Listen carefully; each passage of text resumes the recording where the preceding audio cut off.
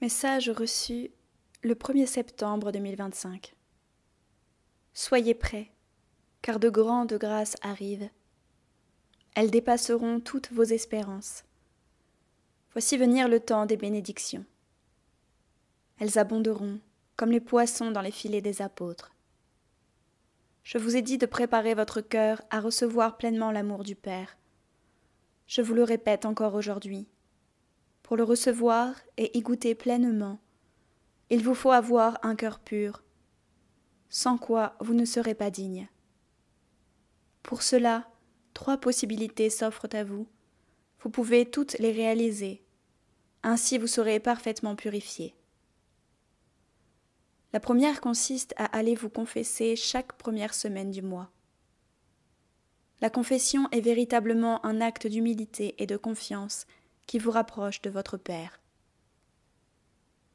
La deuxième consiste à prier régulièrement les cœurs unis, afin de recevoir par eux la grâce de purification de votre cœur, qui se transformera peu à peu à leur image. Enfin, la troisième possibilité consiste à s'abandonner parfaitement à la miséricorde de Dieu, en récitant chaque jour l'acte de contrition que voici.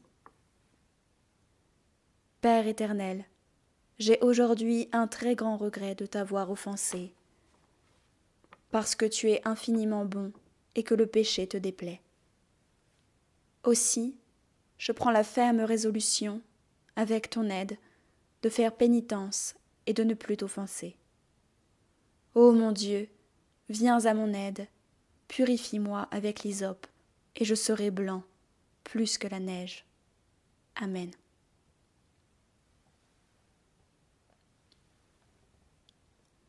Si vous accomplissez ces 3 actes, alors vous serez purifiés et prêts à laisser entrer en vous l'amour de Dieu, que vous partagerez sans fin à vos frères et sœurs.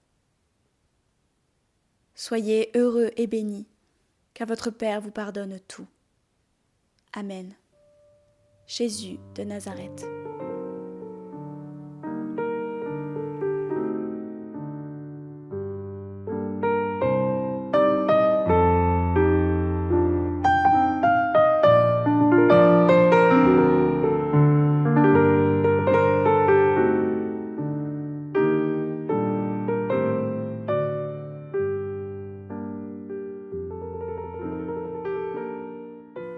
Évangile selon saint Jean, chapitre 8, versets 4 à 14.